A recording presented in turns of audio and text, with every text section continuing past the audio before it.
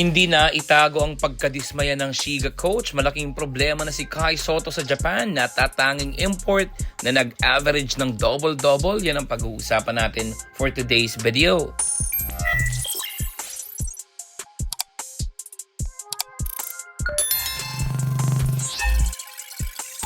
Sa wakas at nakabangon ng muli ang team ni Kai Sotto na Koshigaya Alpas mula sa 6-game losing streak. Tinalo nila ang kupunan ng Shiga Lakes. Sa back-to-back games at isang malaking factor ang bata nating si Kai sa panalong iyon.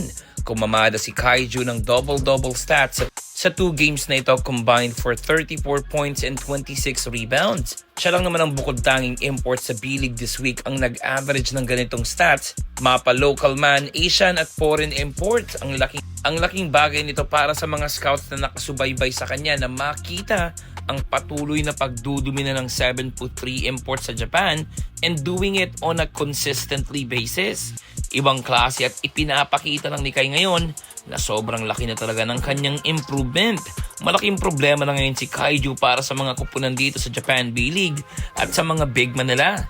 Hindi na ito basta-basta lang at sinasabayan niya na talaga pati mga ex-NBA player na nakakatapat nito. Yung body language nito sa court at pati yung pagiging agresibo sa pagpwesto to get a possession and a rebound ay sobrang laki na ng improvement. Mas magiging kaabang-abang ang mga pwedeng magawa pa ni Kai this upcoming 2025 at pakiramdam din ng karamihan ay NBA ready na nga talaga ito. Yung performance niya sa 2 laro kontra Shiga ay isang patunay lamang na normal na lang sa kanyang pag-a-average ng double-double stats every game.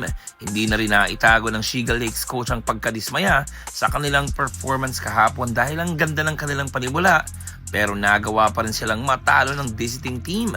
Pinunto rin ni coach na hirap talaga silang mapigilan ng Koshigaya Alpas sa loob ng paint at hirap silang makascore dahil na rin sa presensya ng 7-footer na si Kaiju ng Koshigaya.